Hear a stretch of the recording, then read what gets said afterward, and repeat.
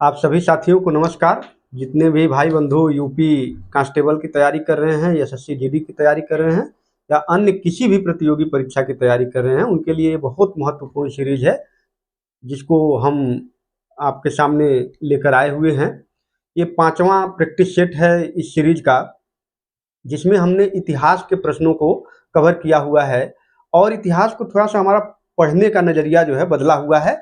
चलिए देखते हैं किस तरह से हम आपको बताते हैं, और यकीन मानिए अगर वीडियो के अंत तक आप बने रहेंगे तो आराम से इन प्रश्नों को कभी भी आप भूलेंगे नहीं और आराम से परीक्षा में कर लेंगे। ठीक है, चलिए प्रश्न पहला क्या है कि मुगल साम्राज्य की स्थापना किसने की?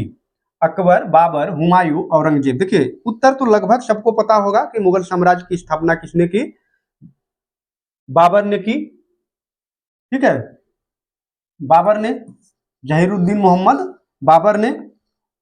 अब देखिए केवल इतना भर जान लेने से कि बाबर ने मुगल साम्राज्य की स्थापना की काम नहीं चलेगा। इसके अलावा भी बहुत सारी चीजें आपसे पूछ सकती हैं जो कि जानना अति आवश्यक है। ठीक है, देखिए बाबर का अगर हम साम्राज्य देखें पहले से थोड़ा सा, अगर मैप की तरफ चलते हैं तो देखिए बाबर एक्चुअल में यहाँ का रहने वाला नहीं है, इधर से आया हुआ है।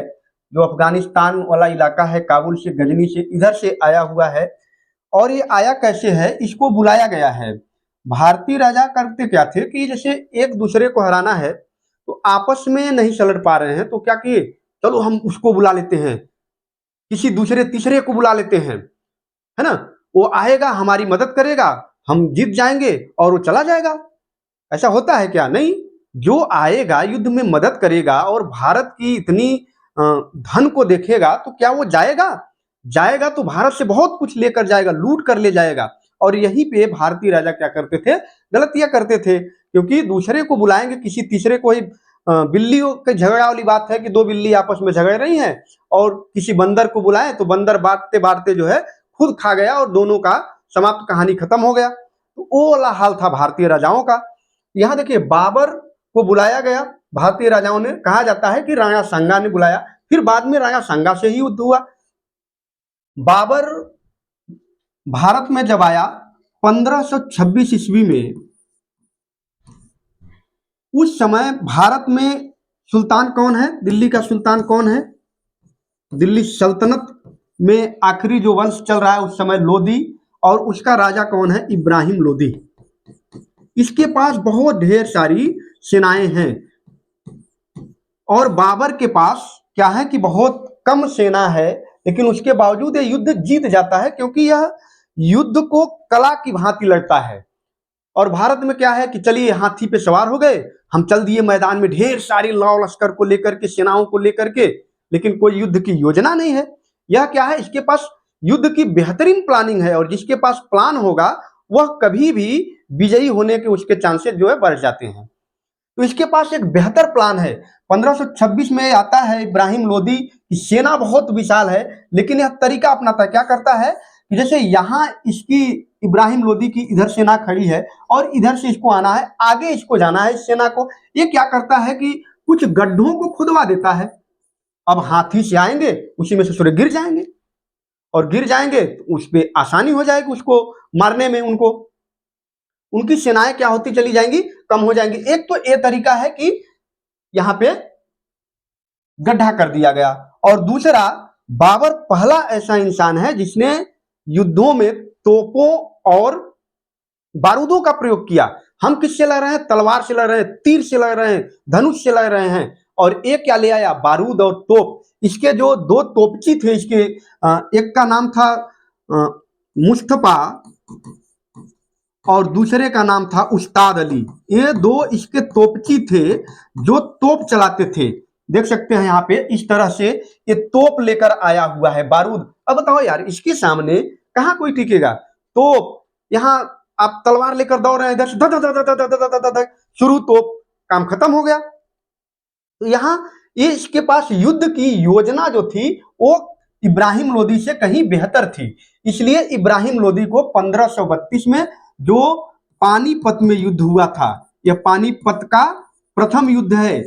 पानीपत के प्रथम युद्ध में इसने क्या किया? 1526 में इब्राहिम लोदी को हरा करके एक नए वंश की, जिसका नाम क्या रखा गया, मुगल वंश, उसकी स्थापना की किसने, बाबर ने की। ठीक है, अब थोड़ा सा हम देखते हैं कि बाबर केवल यहीं तक नहीं, बाबर का जो शासनकाल है वो बहुत कम समय तक है, केवल 4 वर्षों तक बाबर यहाँ पे शासन कर लिया है, उसके बाद उसकी मृत्यु हो गई है। देखिए, बाबर के द्वारा 4 युद्ध लगे गए हैं, कौन कौन से, एक ट्रिक याद रखिए, पान खा चल घर, इसको अगर याद रखेंगे तो आप कभी भी इसको भूल नहीं सकते हैं। पान से क्या है, पानीपत का युद्ध, पानीपत का प्रथम युद्ध हो गया ये, किसके किसके बीच लगा गया, इब्राहिम लोदी, अभी हमने आपको बताया, इब्राहिम लोदी और बाबर। जीता कौन, बाबर का विजयी हुआ, बाबर जीत गया। दूसरा क्या है, खानवा, यहां पे खानवा का युद्ध हुआ, खानवा नामक स्थान पे हुआ, किसके किसके बीच में हुआ, राणा सांगा और किसके बीच में, बाबर। यहां पर भी जीत किसकी हुई, यहां पर भी जीत हुई बाबर की। ये 1526 में लगा गया, ये लगा गया 1527 में। फिर क्या है, चंदेरी का युद्ध, चंदेरी का युद्ध, और ये लगा गया 1528 में। मेदिनी राय, जो कि मालवा के शासक है, मेदिनी राय और किसके बीच में, बाबर के बीच में ये युद्ध लगा गया, यहां पर भी जीत किसकी हुई, बाबर की हुई।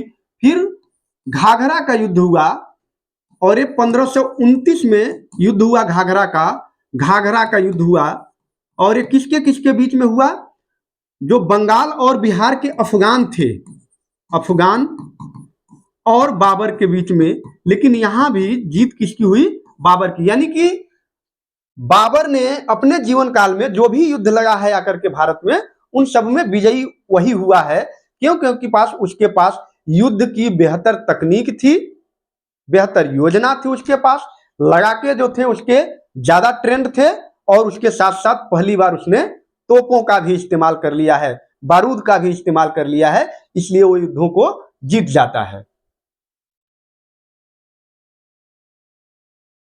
ये है पूरा बाबर का, बाबर नहीं, पूरा मुगल साम्राज्य है, पूरे मुगलों का जो शासनकाल रहा है, ये पूरा मुगलों का साम्राज्य है। दीन ए इलाही किसने शुरू किया था, बाबर, अकबर, जहांगीर या फिर शाहजहां। देखिए, मुगलों में जो सबसे चक्रवर्ती सम्राट हुआ वो कौन हुआ, जलालुद्दीन अकबर। ठीक है, जलालुद्दीन मोहम्मद अकबर पूरा नाम है इनका।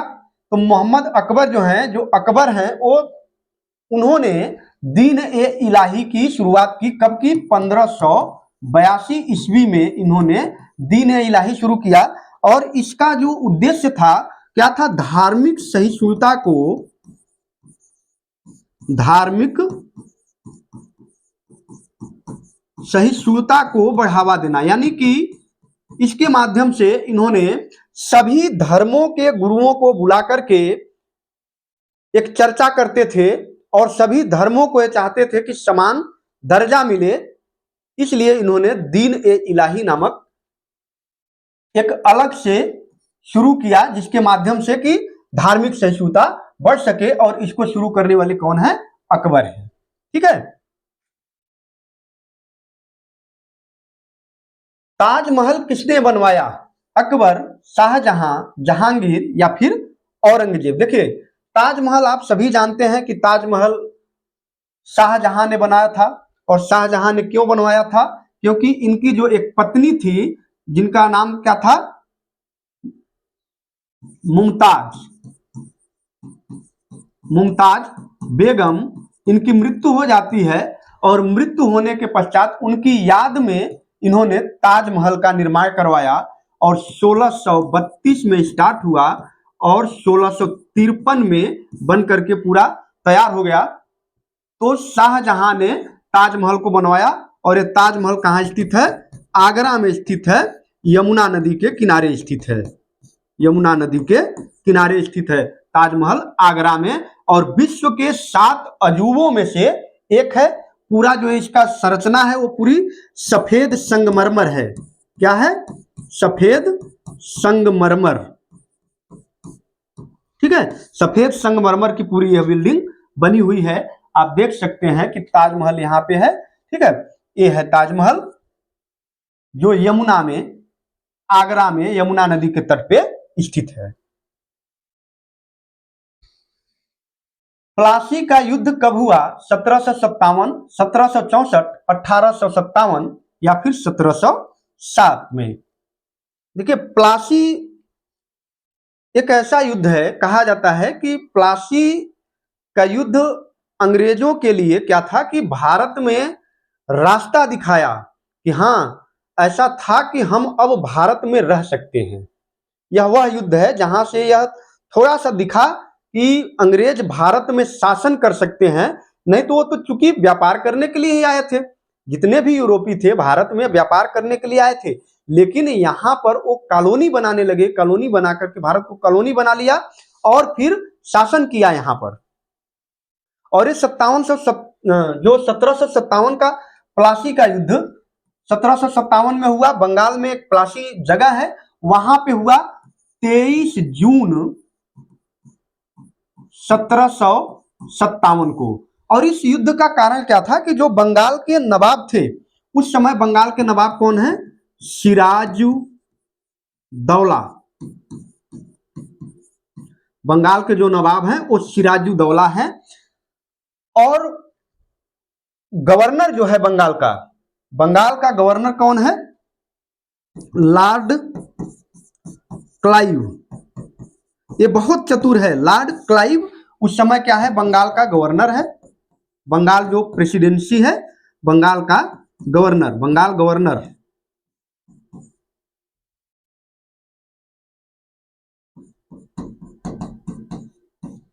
ये बंगाल का गवर्नर है। ये क्या करता है कि मना करने के बाद, नवाब मना करता है कि आप यहां पे व्यापार करो, मैंने छूट दिया है व्यापार करने का। लेकिन ये क्या करता है कि पूरे एक एरिया की ये क्या करने लगता है? किलेबंदी करने लगता है। क्या करता है? किलेबंदी। और उस किलेबंदी से नाराज होकर के सिराजुद्दौला ने इसके खिलाफ युद्ध किया। लेकिन वही तो है, भारत में क्या है? भारत में धोखा बहुत ज्यादा लोग देते हैं। इनका जो सेनापति है, दोगला किस्म का आदमी है, मीर जाफर। भारत में क्या है ना, भिखारी बहुत ज्यादा थे। भीख में कोई चीज मिल रही है तो उसको लेने से नहीं कतराते थे।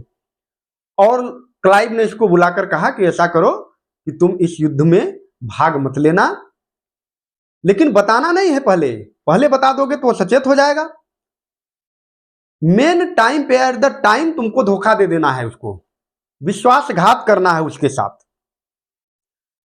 और विश्वासघात का परिणाम क्या हुआ कि सिराजुद्दौला युद्ध हार गए।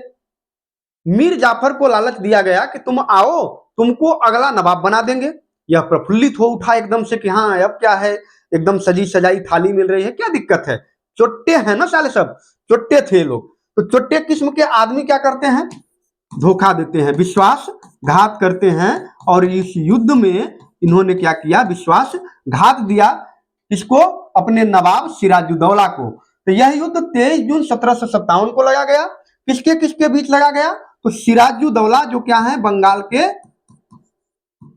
बंगाल के नवाब हैं। ठीक है, ये बंगाल के नवाब हैं। और ये लॉर्ड क्लाइव क्या है? बंगाल का गवर्नर है, ब्रिटिश शासन का जो ये गवर्नर है, ये बंगाल के नवाब है। इन दोनों के बीच में हुआ और सिराजुद्दौला की पराजय हो गई। जीता कौन? लॉर्ड क्लाइव की जीत हो गई। और कहा जाता है यह वह जीत है जहां से ब्रिटिश शासन शुरू होता है भारत में। यहां पे राज करने के लिए इनका दरवाजा खुल जाता है। तो उत्तर कौन सा हो गया? मिल गया उत्तर आपको 1757। देखिए, ये प्लासी है, यहां पे युद्ध हुआ। ठीक है,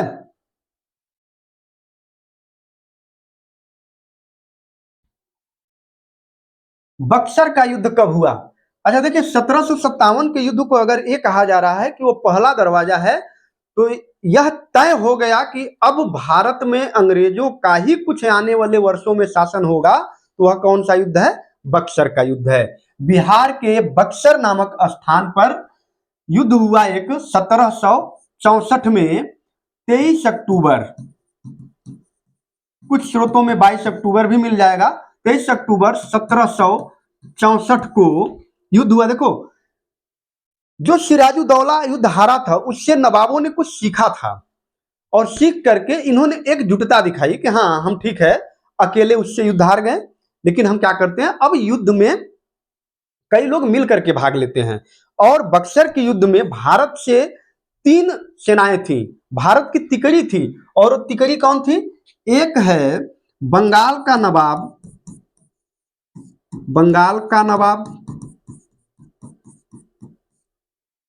मीर कासिम,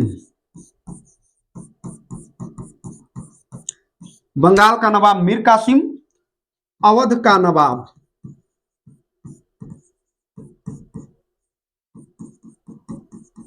और अवध के नवाब कौन है? शुजाउद्दौला। याद नाम रखिएगा।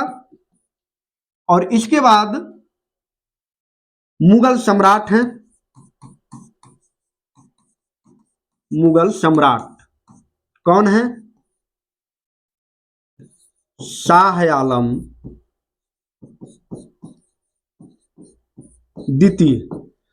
इन तीनों की सेनाएं टक्कर लेती हैं। किससे लेती हैं टक्कर भाई? तो ये तीनों की सेनाएं जो टक्कर लेती हैं, अंग्रेजों में जो लग रहा है उधर से हेक्टर मुनरो सेनापति है। क्या है ये? सेनापति है हेक्टर मुनरो। और इसकी सेना इन तीनों की सेनाओं को क्या कर देती है? ये पराजित कर देती है। और पराजित करने के बाद कई सारी शर्तों को रखा जाता है, जिसमें कि इलाहाबाद की 2 संधियां करनी पड़ती हैं। इलाहाबाद की संधि जानते हैं आप, 1765 में, जिसके तहत अवध के नवाब को अपने ढेर सारे क्षेत्रों को अंग्रेजों को देना पड़ा था। इसका परिणाम है ये। और फिर यहां से यह वह समय है जहां से अब अंग्रेज केवल अब व्यापारी नहीं है, अब बल्कि भारत में शासन करेंगे ये लोग। और ये शुरुआत कहां से हुई? एक धोखे से हुई जो मीर जाफर ने सिराजुद्दौला को दिया। शायद सिराजुद्दौला अगर वो युद्ध जीत जाते तो शायद ब्रिटिश सोचते कि क्या हम फिर से युद्ध लड़ें कि नहीं लड़ें, कई बार सोचते, लेकिन नहीं। तो इसका उत्तर कौन सा है? 1764।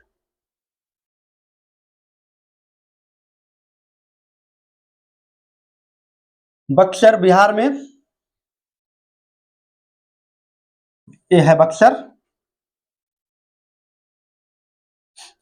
1857 की क्रांति की शुरुआत कहां से हुई?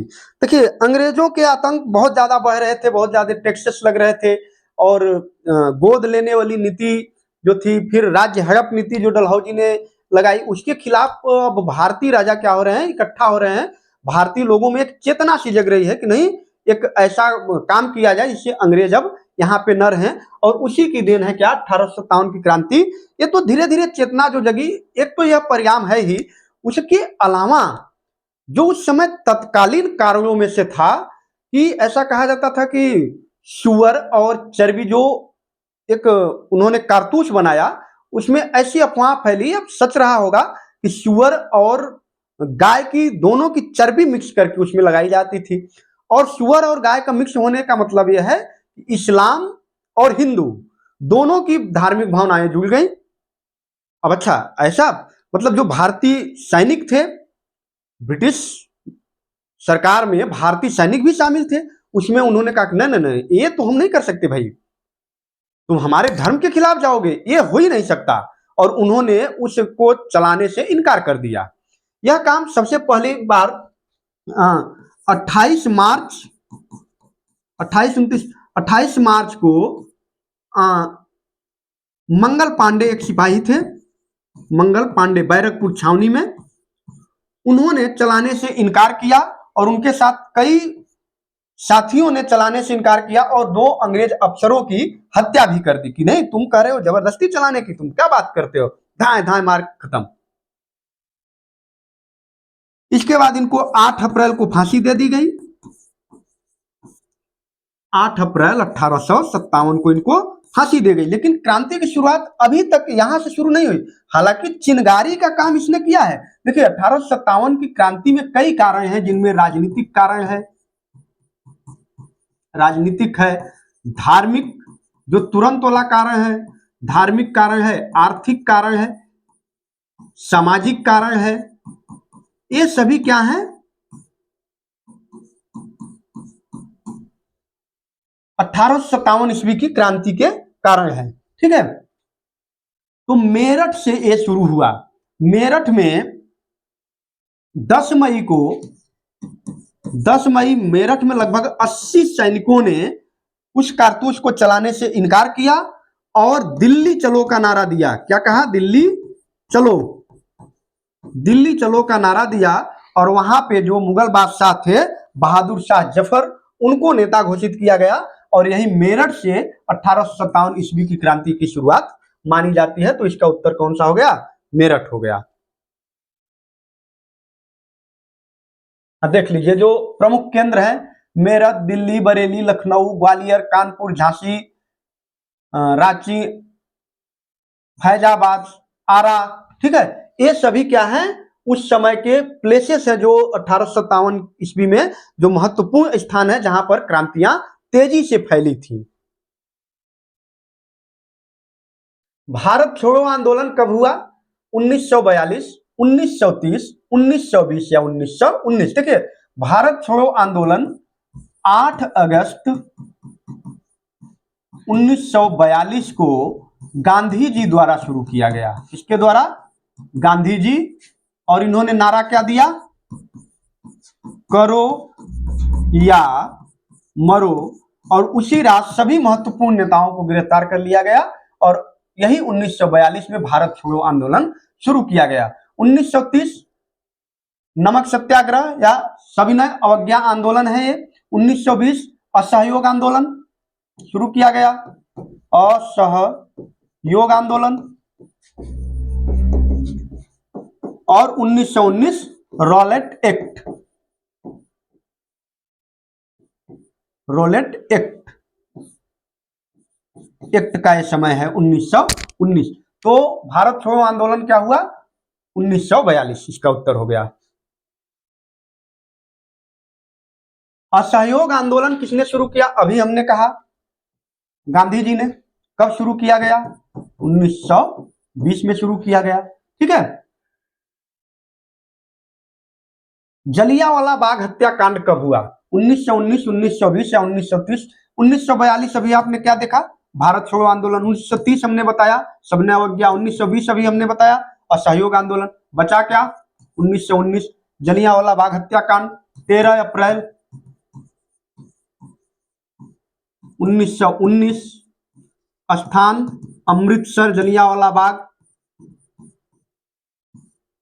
जलियांवाला बाग। यहां पर निहत्थे लोगों पर जनरल डायर ने गोली चलाने का आदेश दिया और इसका कारण क्या था कि जो रॉलेट एक्ट आया था उसके विरोध में कई लोग थे और गांधी जी भी दिल्ली जा रहे थे। वहां के 2 जो प्रसिद्ध नेता थे सैफुद्दीन किचलू और डॉक्टर सत्यपाल, उनको गिरफ्तार कर लिया गया था। उसको उसका विरोध करने के लिए, लेकिन बिना हथियार के विरोध करने के लिए लोग जलियांवाले बाग में इकट्ठा हुए थे। और एक त्योहार भी था बैसाखी का, जिसे बड़ा पंजाब में बड़ा धूमधाम से मनाया जाता है। उस त्योहार के दिन लोग इकट्ठा होकर के योजना बना रहे थे कि किस तरह से शांतिपूर्ण तरीके से क्या किया जाए, इस रॉलेट एक्ट का विरोध किया जाए। क्योंकि रॉलेट एक्ट में क्या था कि आपको कभी भी कहीं से भी गिरफ्तार कर लिया जाएगा, न तो आप कहीं अपील कर सकते हैं, न तो कोई आप दलील दे सकते हैं, न तो कोई आप वकील रख सकते हैं। यानी कि एक काला कानून था जिसे केवल भारतीयों को प्रताड़ित करने के लिए बनाया गया था। आपको गिरफ्तार किया जा रहा है, आपको पता ही नहीं है क्यों किया जा रहा है, पूछने पर बता ही नहीं रहे हैं। क्योंकि आपके पास अधिकार ही नहीं है। उसका विरोध करने के लिए जगह जगह लोग इकट्ठा हुए थे और उसी में से एक था जलियांवाला बाग जगह, जहां पे लोग इकट्ठा होकर के उसका विरोध करना चाह रहे थे। और उसी समय 13 अप्रैल का वो दिन था, बैसाखी का दिन था, और जनरल ओडायर ने निहत्थे लोगों पर गोली चलाने का आदेश दिया और यह बंद थोड़ा सा जाने का जगह था, ऐसे घेराव टाइप का हो गया। लोग कोई दीवारों पे चढ़ रहे हैं, एक छोटा सा कुआं था, उसमें कई लोगों ने कूदा, लेकिन उसमें भी जाकर के गोलियां चलाई गई और निहत्थे लोगों को मार दिया गया। इस तरह से क्रूरता फैलाई गई और ये प्रसिद्ध हो गया ये जलियांवाला बाग। ये देखिए अमृतसर, ठीक है, अमृतसर जलियांवाला बाग। भारत को स्वतंत्रता कब मिली, इसको बताने की क्या आवश्यकता है, 15 अगस्त 1947, ठीक है। भारतीय राष्ट्रीय कांग्रेस की स्थापना कब हुई, 1885, 1905। देखिए 28 दिसंबर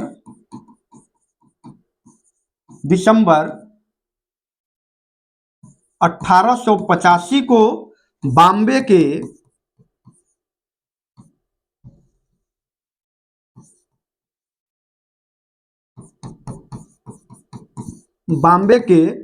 गोकुलदास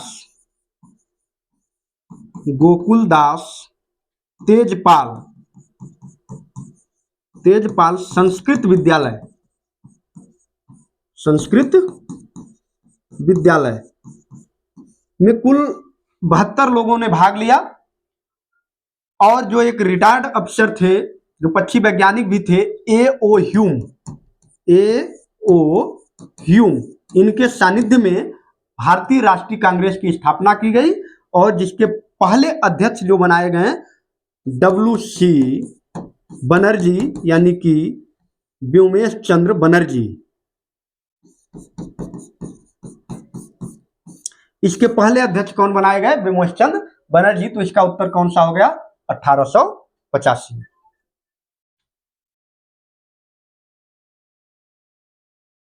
ये है बॉम्बे उस समय का।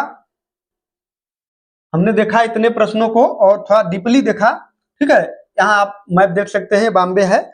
अगर आपको ये वीडियो अच्छा लगा हो तो अपने दोस्तों में शेयर करिए और कमेंट करके आप जरूर बताइए कि आप कहाँ से हमारा वीडियो देखते हैं, क्या आपके लिए ये हेल्पफुल है कि नहीं, या हमें और क्या उसमें संशोधन करने की आवश्यकता है, ठीक है। बस आज के लिए इतना ही। जय हिंद।